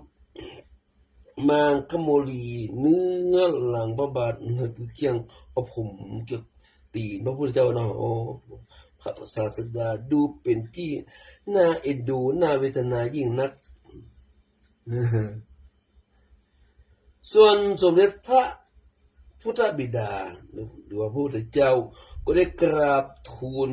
พรรณนาถึงความดีถ้าคุณพระพุทธบิดาก็ได้กราบทูลพรรณนาความดีของพระนางพิมพาเทวีสีสะไพลูกไปว่าจะหาสตรีคนใดเสมอได้ยักเนอะพระพุทธเจ้า มีความจงรักภักดีต่อพระองค์จริงๆด้วยแต่ประจักษ์ตารู้ว่าพระองค์อย่างนั้นพระทมเหนือพื้นพระตะพีพระนางก็ประพฤติตามเสด็จโดยพระทมยังภาคพื้นเมธนิดลครั้นหูว่าพระองค์เว้นเครื่องสุคนรูปไล้พระนางก็ทำแบบนั้นตลอดดอกไม้บุพานานาชาติพระนางก็เว้นขาดไปเหียจากเครื่องประดับทุกอย่างเนอะครั้นเครื่องรูปไล้สุมามันก็เลิกหมดเลยเฝ้าแต่รันทดถึงพระองค์อยู่บ่ขาดแม้บรรดาพระปยุรญาติของพระนางในเตวทหนครส่งข่าวสารมาทูลวอนว่าจะรับกลับไปบำรุงเลี้ยงรักษาปฏิบัติ พระนางก็บอกปัดบ่เอาบ่ไปจะอยู่เนี่ยบ่ได้เล็งแลดูหมู่กษัตริย์สักยะวงศ์หมู่นั้นเลยจะเราเอาการจะได้แก่จ้างตึ้งบ่พอมาตาซ้ายก็ตึ้งบ่พอตาขวาตึ้งบ่พอตั้งพระทัยภักดีมีสัตย์ซื่อเสน่หาเฉพาะพระพุทธองค์ดำรงมาดังพรรณนามานี้นี่พ่อเป็นพรรณนาถึงลูกไปนี่พระเจ้าฟังแล้วเหลือ2 นาที เมื่อพระพุทธเจ้าได้ทรงเสวนาการจึงมีพระพุทธบัญหารดำรัสว่าดุกระมหาบพิตรพระนางพิมพาเทวีจะได้มีจิตจงรักภักดีซื่อสัตย์ต่อสามีแต่ในชาตินี้เท่านั้นก็หาบ่ได้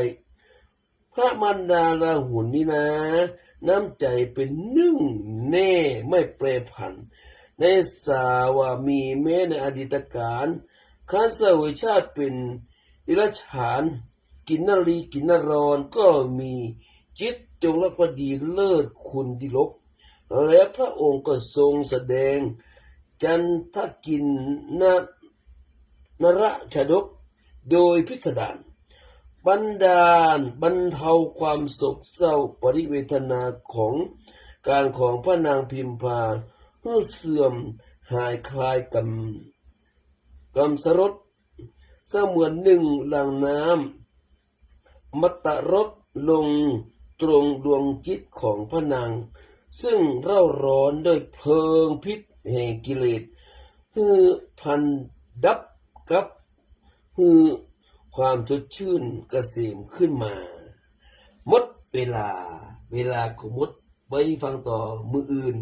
คือพรุ่งนี้เนอะ ม่วนเนาะสถาญาติโยมเนาะเพราะเราเรื่องราวของพระเจ้ากับพระนางอันก็พระนางพิมพาเนี่ยพระเจ้าเป็นพระเจ้าล่อๆเป็นพิมาปึกกันละปัวอย่างนี้พระนางพิมพาอันก็เล่าเสียงกันพระพุทธเจ้าก็จะเทศทีละนะยิ้มตาได้เทศเตื้อมาได้เทศเตื้อเราฟังสักวัน2 วันพรุ่งนี้หรือวันฮือเนาะประมาณนั้นต่อไปจะได้แผ่เมตตาเนาะแผ่เมตตาตัวเฮาเฮียก่อนแล้วแผ่เมตตาแก่สรรพสัตว์ต่อไปเนอะอาหังสุกิโตโหมีของข้าพเจ้าจงมีความสุขอาหังนิทุกโขโหมีข้าพเจ้าปราศจากความทุกข์อาหังอเวนโรโหมีข้าพเจ้าจงปราศจากเวรอาหังอภยาปโชโหมีข้าพเจ้าจงปราศจากอุปสรรคอันตรายทั้งหลายทั้งปวงอาหังอนิโคโหมีข้าพเจ้าจงปราศจากความทุกข์กายทุกข์ใจสุขีอัตนังปริหารามีข้าพเจ้าจงมีแต่ความสุขกายสุขใจรักษาตนให้พ้นจากทุกภัยทั้งหมดทั้งสิ้นเถิดสัพเพสัตตาสัตว์ทั้งหลายที่เป็นเพื่อนทุกข์เกิดแก่เจ็บตายด้วยกันทั้งหมดทั้งสิ้นอเวราหุนตุจงเป็นสุขเถิด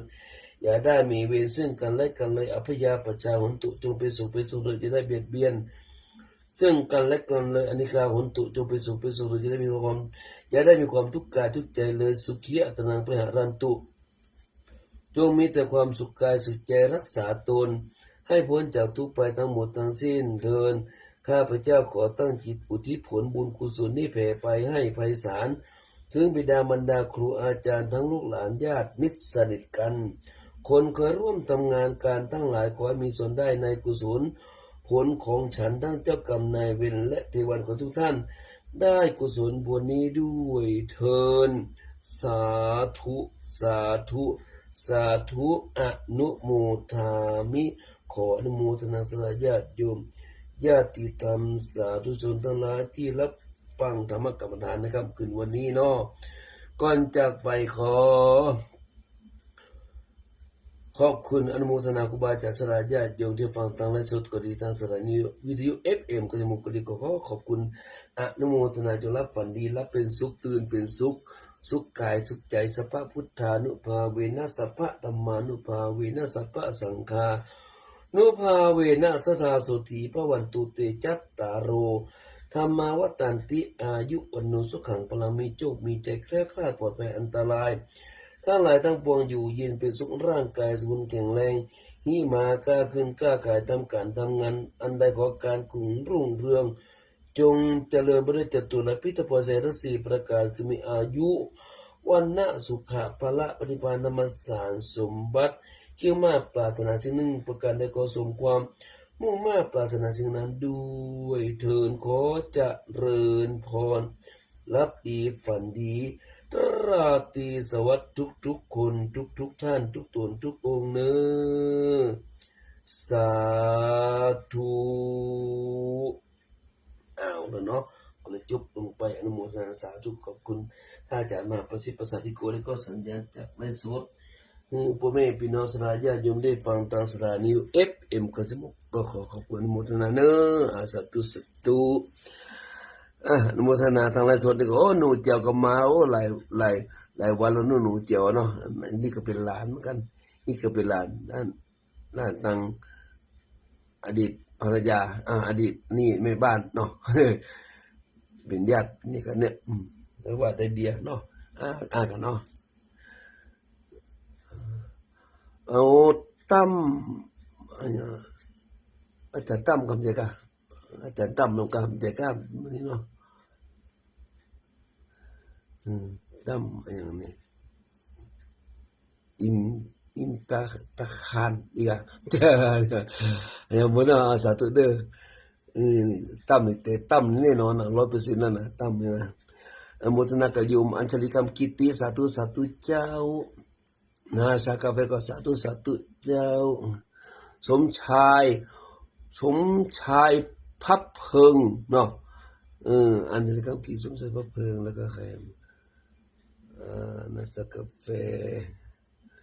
แล้วก็ไกรสอนนาคาปูฤาษีไกร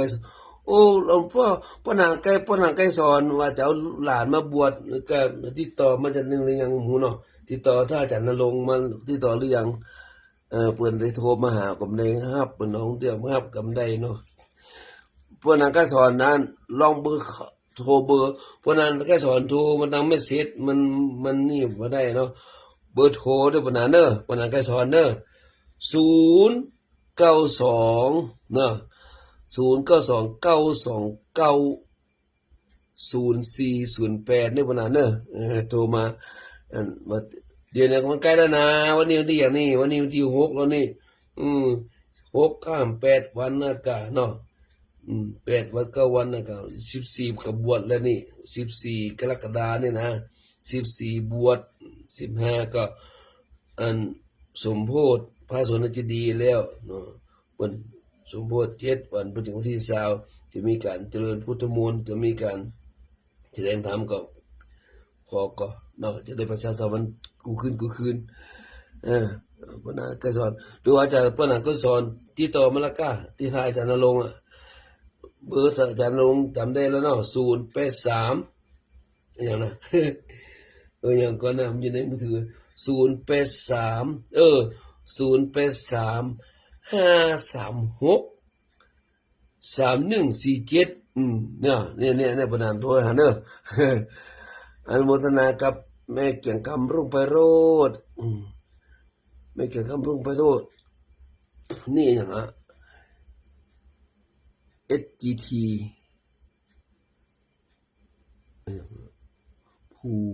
ภูวดล SBT ภูวดลพิมน้องพิมเอาหลานมาบวชเป็นน้องพิมชินโชตกินกุศลปีนันชินโชตเนาะแล้วก็ยังเห็นปัสสนุภิกขุพันนิพาใบมะลิสาธุสุพินจันทโวปุปปานทองปุป